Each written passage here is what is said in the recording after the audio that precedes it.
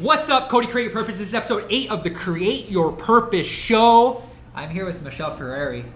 How's it going? Cody, that was like an intro. You know what? I give you kudos. Energy is transferable. You just transferred a whole bunch on the other side. Boom. So, let's just jump right into it. Why don't you tell us a little bit about what you do, why you're doing it, just, a little bit of a background history behind where you are. So, like Cody said, my name is Michelle Ferreri. I went into media and television when I was 20 years old. I wanted to do acting and pursued it a little bit, did an agency, and actually took genetic engineering, but just liked acting and doing that kind of stuff. Volunteered with how much backstory do you want? I want it all. I want all of it. Okay. So I was volunteering at Cogeco at the time. My husband was a television producer there. We were just dating. We were in the love stages. Wow. And so I was volunteering there, and I did a weekly show called Plugged In. And I was also at the time finishing up my degree at Trent University. And then I got hired at the Ministry of Natural Resources, and I was working in a fisheries lab. And he came home one day and he said, Chex is hiring, which is a local television station. And he said, I think you should apply to be a videographer. And I said, I don't think you're right. I don't know how to edit. I don't know how to shoot. I don't know how to do any of that. So long and short of it is, I got the job. So they hired me. I was local. And I started as a part-time videographer. I learned to edit. I fell on my feet a million times. Fell on my face a million times. But the beauty of working in a small station like that was that you could do that. You could make these mistakes and they let you. So I learned so much and climbed the ranks and got it full time. And then I did almost every position in there while I was there. So I did weather, I did anchoring, I did it all. We changed format a few times with the show. And before I left, we had created a live hour-long show that everybody said we couldn't do in studio. It had never been done before, called The Chex Daily with Teresa Kashuba and Mike Judson. It was amazing. It was awesome. It was super fun. But I have 3 little kids. I'm a mom first. My husband is self-employed. I'm the primary caregiver for my kids. I was restricted in what I was doing. I was working live television from 5 o'clock to 6 o'clock. We lived in Lakefield. It took me a half an hour to get home. I would talk to the guests afterwards. I wasn't getting home till after 7 o'clock. You have 3 small kids. One's got anxiety. One's got this. One's got this. They have all these places they need to be. And my schedule wasn't flexible enough. So I went to them and I said, I need some time. I need some time to think. They gave me a leave of absence, which I was really grateful for. I took the summer off, and everybody said, Michelle, you'll never leave TV.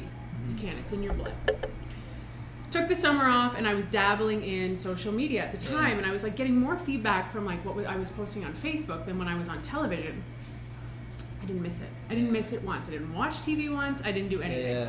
Got offered a job while I was off at a local company at the Peterborough Airport called Lumex, which is the company that manages the airport, and got hired as business development manager. Took the job, hoping to have more flexibility. Learned a ton. I learned more in 6 months than I had went to business school. Yeah. I was sitting in these corporate meetings. I was just blown away. You had an aha moment. Well, yeah. I was miserable because Yeah. I didn't have flexibility again. I still didn't have control, but I was learning so much, and I was, doing that drive to work every day. Like, I'm so lucky to have this job, Michelle. Don't be miserable. But I was miserable. It just didn't fit me. It didn't fit my lifestyle. So I had started a blog about right before when I got hired there, and I was dabbling in it, and it was doing okay.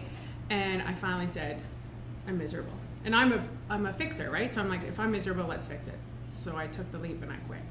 I quit the job and went full balls to the wall with the blog. And I had a girl who had been in the blogging industry for about 8 or 9 years at that time. Her name was Desiree. And she said, Michelle, you can do this. And I was like, okay. So we went down to a conference called Mom 2.0 in April. And I was blown away.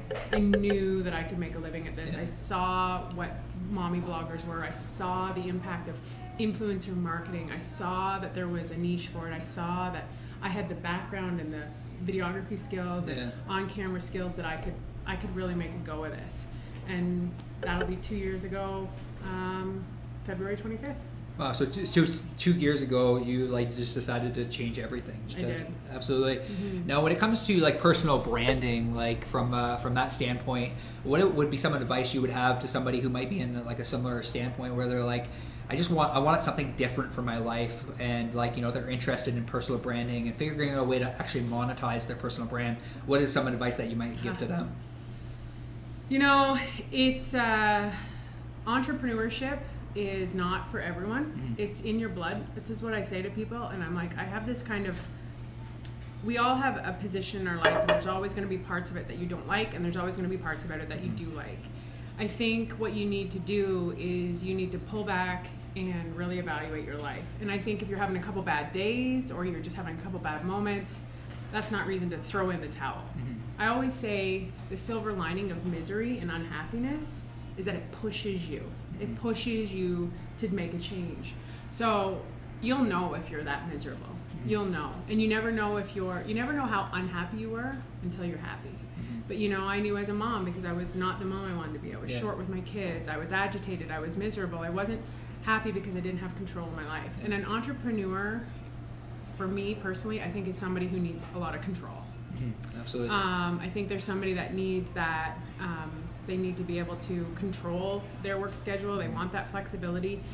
But there's a business side of it that absolutely. You really need to You have to make money. You have to make money. And that's where people really kind of fall off the wheels, right? Because they think, well, I'm really good at being a coffee maker. We're at a Musée Cafe here in Peterborough. And her story is another great one, actually, if you're looking for an interview. Mm-hmm. She decided to create this business, again, in the same kind of world. And most entrepreneurs that you talk to are forced into it. They've been forced to it because they were miserable, right? It's like you get backed into a corner and you have to make a choice, right? Survival comes out in you, and you're like, either I'm going to keep living here and be miserable, or I'm going to do something about it. But when it comes to actually monetizing it, you have to have a business sense. You have to know your value, and you have to know how to assess your value. Yeah. What if somebody doesn't have a business background? Could you recommend someone that might be able to help them build their monetize their brand? Absolutely. There's so much help out there. There is so much help out there, and I think it's really important that you go and you ask for help. I mean, there's economic development. I'm talking about Peterborough locally here, but there's a huge there's Fast Start, there's the Innovation Cluster, there's Peterborough Economic Development. There's all of these resources out there. Anything you want in this world, in this digital age, if you want to find out information, you're on this journey, go search it, start to look into it. And if you're really passionate about it, you will find a way. But you can't just... Would you say you have to network with people? Network is huge. I know Rose last week, a few weeks ago on the show, mentioned that networking is extremely important in this community. Business is one thing. Yeah. It's relationships. Absolutely. That's all it is. Yeah. And, I credit a lot of my success because I had built up those relationships over so many years where I could phone up and say, and so many people took a chance on me. Listen, I'm going out on my own. I'm going to be a blogger. Do you want to work with me? So it's providing value. But it's trust. Yeah. Okay. It's trust. True business is a relationship built on trust, where they know you and they trust you and they trust your brand. Like you. Absolutely. That's the secret of business. Yeah, people buy from people they know, they like, they trust. That's right. Absolutely. Now, from social strategy and branding, what does marketing in 2017 look like to you? That's a great question. Do you have something specific you mean like that? I don't know, social media? Or? Yeah, we talked about social media in general. We talked a lot about your background in TV. Do you think that is playing less of a role in marketing now, and people's attention is kind of moving towards social? Where do you think radio, TV, and social strategy fall into the entire landscape of marketing? I think marketing is a multi-tiered strategy. Okay. And I think it's very important that if you have a great marketing plan, that you are everywhere. And so things are getting a lot louder. Yeah, absolutely. It's much louder. Very out there. noisy. It's really hard. Everybody wants to market their own stuff. Everybody wants to take control of their own brand, because more now than ever have we been able to do that because of social media. But you also, true marketing, you still need to be on the radio, and you still need to be in the paper, and you still need to be on television, and you still need to be on Facebook. It's just, there's more platforms, but true marketing is being everywhere and being targeted to your specific demographic. Okay. But it's definitely changing. And now finally what's happening is a lot of these corporations that had their eyes shut and were in this kind of world of like social media is just for what you had for breakfast are finally like, oh, wait a minute. Yeah, this is something we need to be there too. So they're catching up too. And so it's just another platform. So everybody needs to be everywhere. Where do you think Peterborough is in regards to social media branding and strategy? Peterborough is a weirdo. Okay. That's fair. Peterborough is a weirdo, and I mean that in the most like nice way possible. Like flattering way I can say, because Peterborough is different. You know, they've always said that Peterborough is a test market. If it can work in Peterborough, it will work anywhere. Absolutely. We have this pool of athletes, artists, chefs. We have all of these things. There's a lot of depth in Peterborough. But it's all very it's cliquey, right? Like if you're in here, you're in here. If you have a relationship with the people in this town, you are in, and it's a really great, valuable place to check out what you do, I think. Awesome. Well, if there was one question you have for our audience here at Create Purpose, like what is one question you would want to ask them, just to kind of close off the show? I would ask you, are you really happy? Are you feeling a void in your life? Are you feeling like you're undervalued? I mean, I think that's the biggest thing that I felt in the workplace when I didn't work for myself, was I felt a lack of value of who I am. And that was one of the biggest struggles it was for me when I went out on my own, because I didn't know if I had value, because I felt unvalued in the workplace. And I think no matter who you are and what you're doing, only you will ever do it your way. That's the beauty of it. If you want to do real estate or you want to do whatever, and you're like, there's too many real estate agents, there's too many vets, there's too many this, it doesn't matter, because there's only one of you, and you're going to do it your way. And that's what sets you apart, and that's your brand, is who you are and how you approach it. So I would leave you with a question of how happy are you? Do you want to change? And if you do, then start to take the steps to do it.